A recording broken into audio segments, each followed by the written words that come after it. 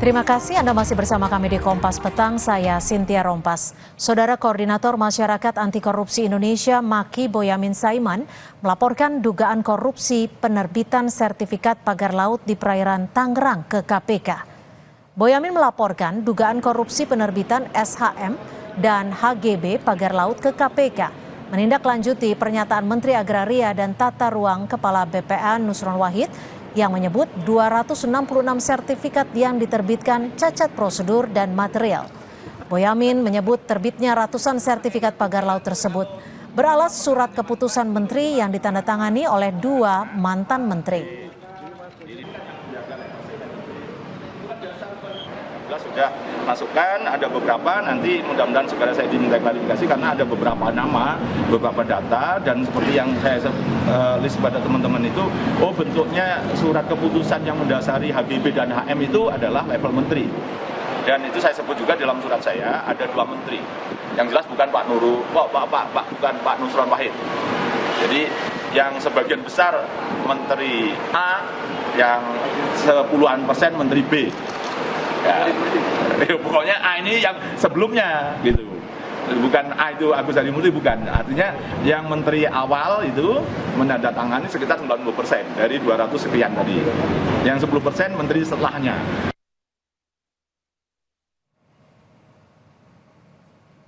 Ketua Komisi Pemberantasan Korupsi Setio Budianto angkat bicara terkait dugaan korupsi dalam penerbitan sertifikat SHM dan HGB pagar laut di perairan Tangerang yang ramai jadi sorotan. Setio menyatakan KPK masih memantau hasil penyelidikan pihak terkait.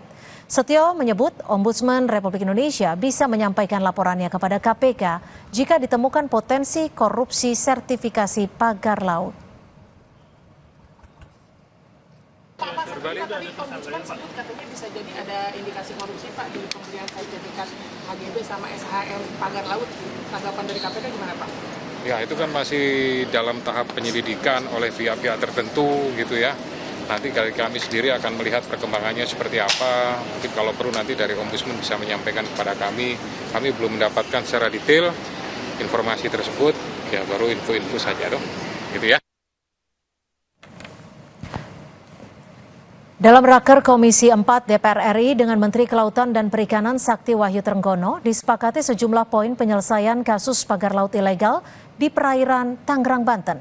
Di antaranya Komisi 4 meminta Kementerian Kelautan dan Perikanan segera menuntaskan proses investigasi dan pemeriksaan terhadap pembangunan pagar laut yang telah dilakukan, penyegelan dan pembongkaran, serta memperkuat koordinasi dengan Pemda dan pihak terkait agar memperketat pengawasan dan izin pemanfaatan ruang laut. Saya mohon izin Pak Menteri mengingatkan bahwa seluruh kesimpulan rapat ini mengikat kita semua. Sementara itu, masih terkait pagar laut, anggota Komisi 2 DPR RI fraksi PKS Rahmat Saleh mendorong pembentukan panitia khusus atau pansus DPR untuk mengusut pembangunan pagar laut di perairan Kabupaten Tangerang. Rahmat bilang pembentukan pansus DPR untuk mengusut motif di balik pembangunan pagar laut. Siapa yang menjadi dalang pembangunan pagar? Pihak yang terlibat hingga ada atau tidaknya unsur korupsi dalam pembangunan pagar laut di perairan Tangerang, Banten. Jadi isu nasional dan ini perlu pansus, harus pansus, nggak bisa panjat. Kita tahu persis apa motifnya, siapa dalangnya, kemudian kemana tujuannya, siapa yang dirugikan, siapa yang diuntungkan, apakah ada unsur korupsi di situ, apakah ada unsur penzoliman terhadap rakyat di situ. Di situ akan tuntas ketika kita bikin pansus. Anggota Komisi 4 DPR RI Firman Subagio mengaku tidak puas dengan penjelasan Menteri Kelautan dan Perikanan Sakti Wahyu Trenggono soal penanganan pagar laut ilegal di perairan Tangerang. Menurut Firman, Presiden kesal Menteri Sakti lamban mengusut sehingga Presiden justru memberikan perintah kepada TNI Angkatan Laut untuk membongkar pagar laut. Bismillahirrahmanirrahim. Ini saya lihat bahwa menunjukkan kekesalan beliau bahwa kenapa kementerian lembaga yang mempunyai otoritas tidak segera mengambil tindakan dan merespon cepat terhadap problem-problem yang dihadapi negara dan masyarakat ini. Nah, oleh karena itu, yang saya tadi sampaikan kekecewaan kami adalah justru Bapak Presiden itu telah menyampaikan statement yang begitu keras, namun tidak direspon cepat oleh Pak Menteri. Terus terang saja, saya tidak puas terhadap penjelasan Menteri. Yang kesan saya itu adalah selalu berdalih. Kenapa tidak tak gitu menjawab? Toh ini udah perintah Presiden. Atasannya Menteri kan Presiden. Menteri kan pembantu Presiden. Polemik pagar laut menemui babak baru. Usai Menteri ATR BPN Nusron Wahid membatalkan 266 sertifikat SHGB dan SHM, pagar laut di Tangerang, DPR memanggil Menteri Kelautan dan Perikanan Sakti Wahyu Trenggono. Sementara itu, aktivis Maki Boyamin Saiman juga melaporkan dugaan korupsi penerbitan sertifikat pagar laut ke KPK. Bagaimana penyelesaian politik atas polemik pagar laut? Apakah perlu pansus atau cukup panja? Dan bagaimana pula sebaiknya penyelesaian jalur hukumnya? Sudah ada anggota Komisi 4 DPR RI fraksi Golkar Firman Subagio, anggota Komisi 2 DPR fraksi PD Perjuangan Deddy Sitorus, serta pakar hukum sekaligus peneliti Posdem Universitas Andalas Ferry Amsari. Selamat petang Mas Ferry, Mas Firman, Bang Deddy, terima kasih sudah bergabung bersama kami di Kompas Petang. Yo, selamat sore semua. Saya ke Mas Firman dulu. Mas Firman, tadi pertemuan dengan Menteri KKP seperti apa hasilnya? Cukup puaskah dengan penjelasan dari Pak Menteri? Ya, kalau ditanya tentang pertemuan atau rapat hari ini, karena ini rapat sebetulnya kan tindak lanjut dari kunjungan spesifik di lapangan kemarin, di mana Komisi 4 merespon cepat setelah reses membagi 3 wilayah. Karena ada laporan dari masyarakat bahwa terjadi pemagaran itu pertama adalah di PIK sendiri, kemudian ada PIK 2, atau kemudian ada di Bekasi. Tiga-tiganya kita kunjungi. Namun saya kebetulan mendapat kebagian di PIK 2. Nah, pada waktu kami bertemu dengan masyarakat di sana, memang persoalan PIK ini kan sudah cukup lama ya. Sesungguhnya pada waktu atau ketika PIK 1 itu sudah munculkan polemik tentang masalah layak dan tidaknya PIK itu dijadikan proyek seperti sekarang ini. Karena ada 2009 saya sebagai pimpinan Komisi 4 itu sudah ada penolakan dari lingkungan hidup bahwa KLHS itu tidak memenuhi persyaratan. Dan kemudian tiba-tiba belakangan ini begitu mulusnya semua rencana pembangunan PIK berjalan dengan lancar, dengan bagus begitu ya. Ya walaupun faktanya di lapangan sudah pembangunannya memang berjalan dengan baik, tapi ada hal yang menjadi perhatian kami adalah akhir-akhir ini tiba-tiba muncul pemagaran 30,16 kilo. Padahal berita di media sosial juga masyarakat yang mengadu ke kami sudah cukup banyak. Dan kami juga sudah berkomunikasi dengan pejabat-pejabat di tingkat KKP supaya segera menindaklanjuti. Nah, yang menjadi kekesalan kami adalah ketika Bapak Presiden sampai mengambil tindakan memerintahkan TNI Angkatan Laut melalui Pak Pangap gitu ya, dan kemudian melalui Kasal, justru Pak Menteri sendiri yang sudah menerjunkan aparaturnya dari Dirjen PSDKP yang telah menyegel dan memotret semuanya itu, kemudian beliau menyampaikan bahwa masih menunggu siapa yang akan bertanggung jawab supaya melepas selama 20 hari. Nah, kalau menunggu, saya rasa tidak mungkin mereka itu orang-orang yang bersalah melanggar hukum, mereka akan membongkar itu. Nah, konsekuensinya negara harus hadir untuk membongkar itu dengan konsekuensi tentunya harus ada effort biaya dan sebagainya. Nah, kedua, bahkan dari perintah Bapak Presiden, Pak Menteri sendiri mengatakan menunggu penyidikan. Kalau seperti ini sampai kapan? Oke, sampai kapan? Kalau gitu saya akan ke Bang Deddy. Bang Deddy, kalau dari Komisi 2 sendiri mendukungnya pansus atau cukup dengan panja saja? Kalau memang dinilai terlalu lamban. Ya, karena ini kan persoalan yang bukan sekedar menjadi kewenangan Komisi 4. Di sana tentu kalau dia panja tentu itu ada di Komisi 4 yang bermitra dengan Kementerian KKP. Tapi jangan lupa juga bahwa di Komisi 2 itu terkait dengan BPN agraria gitu. Jadi saya kira tentu harus pansus. Tetapi satu dulu Mbak, saya nggak tertarik kalau bicara soal pagar makan lautan ini, karena itu persoalan hilir kalau menurut saya. Kita jangan mendegradasi urusan ini menjadi sekedar soal patok mematok, siapa yang matok, siapa yang cabut. Ini ada persoalan yang sangat mendasar ya, soal bagaimana kita masih percaya negara ini negara hukum. Akar persoalan dari masalah pagar ini adalah tentang PSN. Itu dulu kesana larinya gitu loh. Jangan soal receh gaya pagar memagar. Kenapa bisa ada pagar-pagaran? Kenapa ada SHM muncul di lautan meski Mahkamah Konstitusi? Tapi ini kan sudah sempat dibantah bahwa ini bukan bagian dari PSN. Kata siapa? Bukan bagian dari PSN. Itu kan PIK 2. Jadi jangan hanya karena bantah, mari buktikan legalitasnya. Makanya dulu 8 bulan yang lalu, sewaktu saya masih di Komisi 6, saya tanya tuh Menteri Investasi, tolong jelaskan sama kita, kenapa yang namanya PIK dan BSD itu bisa jadi PSN gitu. Ini kan problem yang mendasar.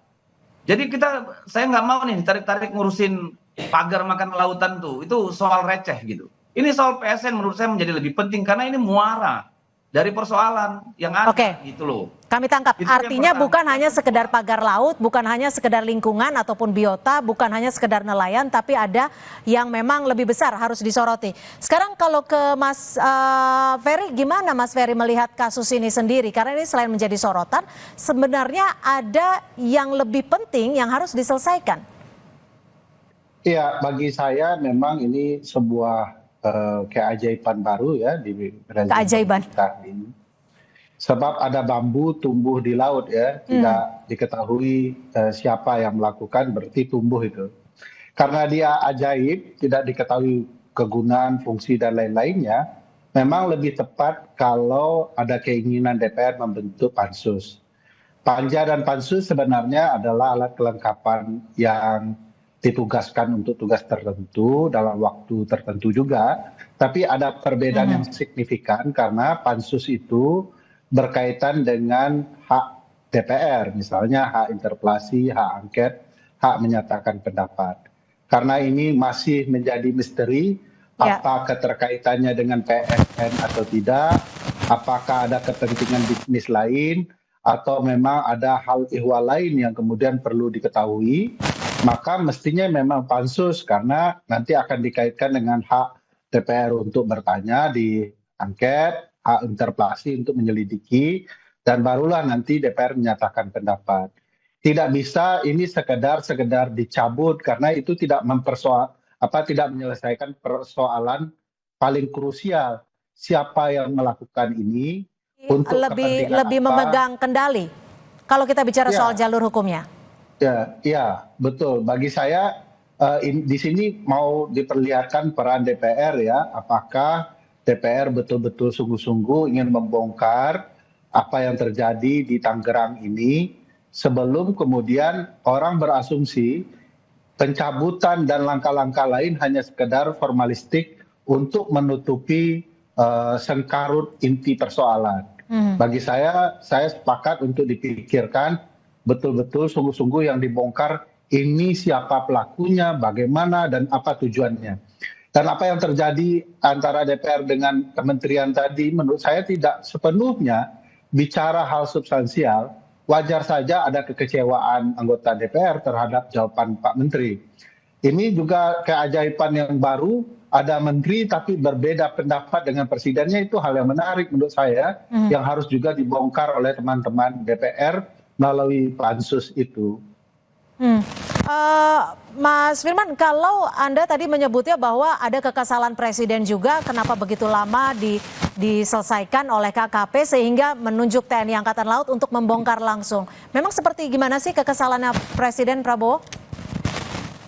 Ya kalau kita melihat ya, kan kita ini juga setiap hari kan mendengarkan pidato-pidato beliau dan kemudian instruksinya beliau, dan kemarin statement daripada Mabes TNI AL juga sudah jelas bahwa kami patuh dan tunduk dengan instruksi Presiden, kami tegak lurus vertikal seperti itu, dan kemudian tentunya kami komisi sebagai mitra Kementerian Kelautan dan Perikanan bertanggung jawab terhadap itu, dan kami menanyakan kembali kenapa ini Pak Menteri kok tidak segera cepat diambil langkah-langkah. Jadi Yang kami lakukan rapat hari ini memang belum sampai masuk kepada tataran apakah dibentuk panja atau mana, tapi kami masih pada posisi melakukan fungsi rapat pengawasan untuk mengklarifikasi hasil pertemuan kemarin atau hasil kunjungan spesifik di tiga tempat kemarin,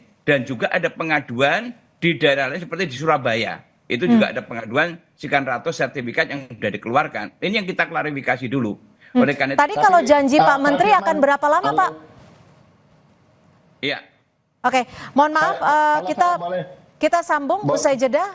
Tetap bersama kami di Kompas Petang.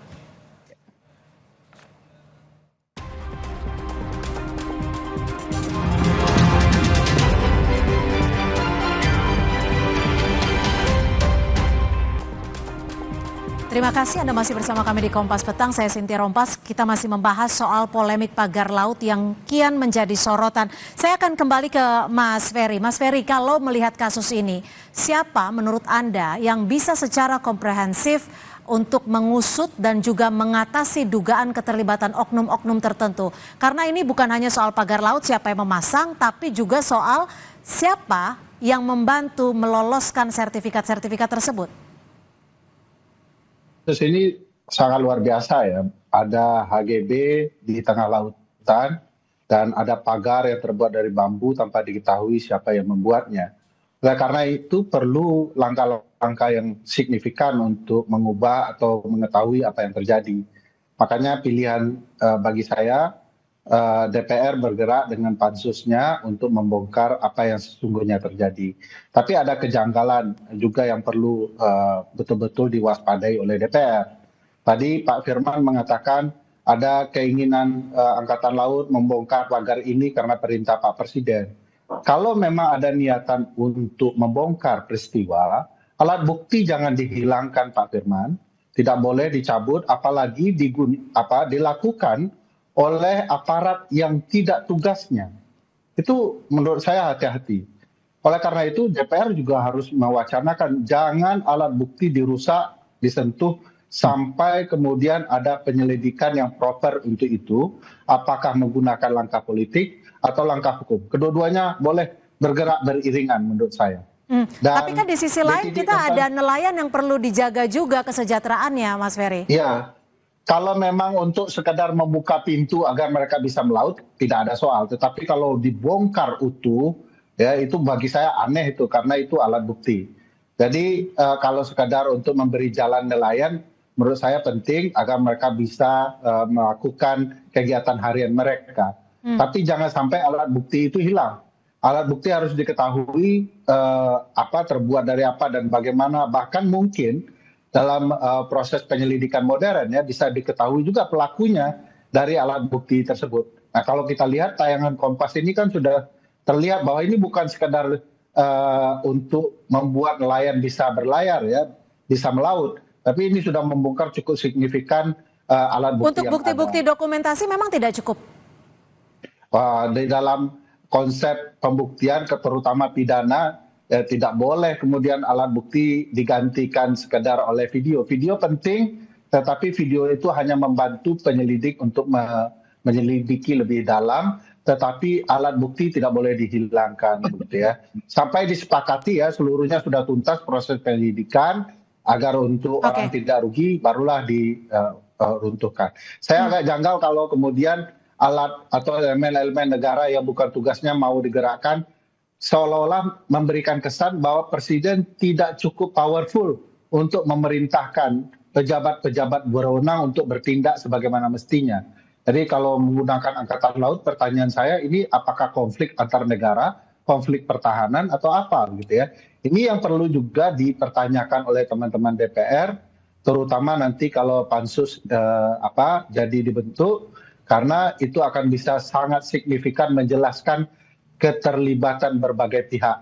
Ada HGB, harus diketahui siapa yang mengukurnya hingga kemudian diterbitkan HGB-nya, apa rencananya, bangunan seperti apa yang hendak dibangun, Dan bagaimana itu bisa terjadi itu perlu diselidiki. Gimana Mas Firman untuk menanggapi ini?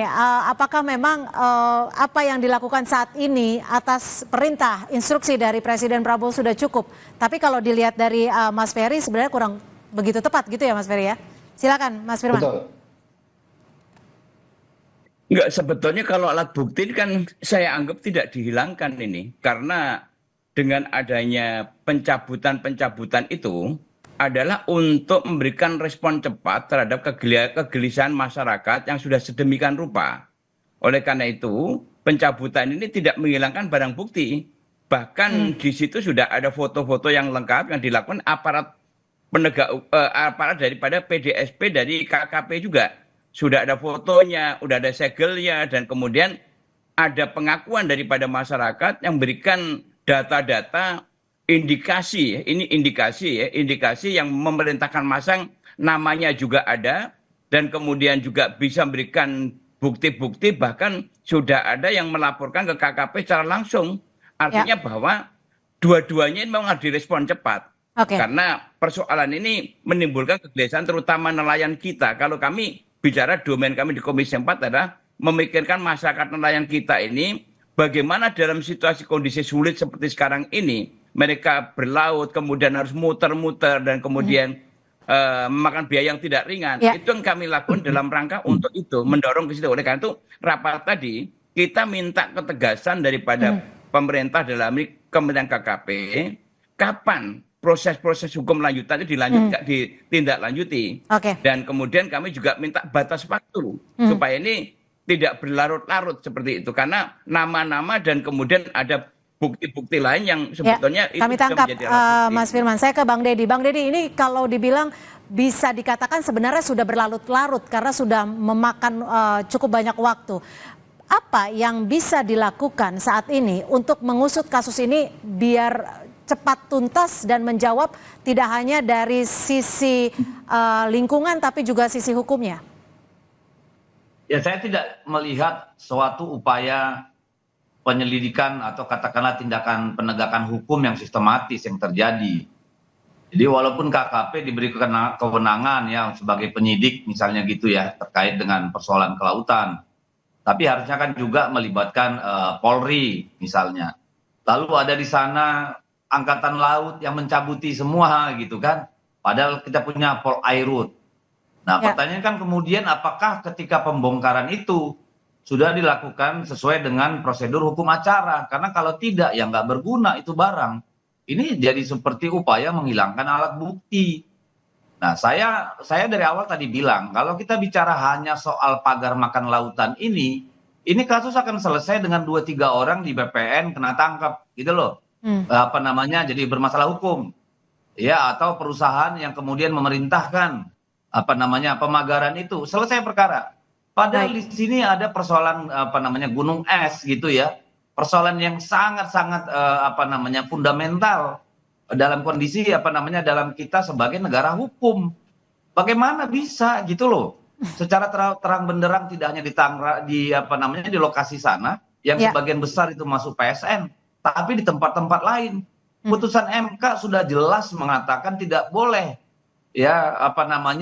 sertifikat laut gitu loh. Ini kan clear and clean. Baik, kami tangkap pernyataan Anda. KPK, dia bilang ada pihak tertentu yang menyidiki. Lah, apakah tidak ada penciuman dari KPK gitu ya, misalnya bahwa soal ini melibatkan uang besar karena ini ekonomi. Baik, kami tangkap Bang Deddy, dan mudah-mudahan ini menjadi perspektif dari Bang Deddy, Mas Firman, Mas Ferry bisa membuka tabir yang bisa dikatakan sudah berlarut untuk pembongkaran pagar laut. Terima kasih Bang Deddy Sitorus, Mas Firman Subagio, dan juga Mas Ferry Amsari sudah memberikan perspektifnya sore hari ini. Selamat sore.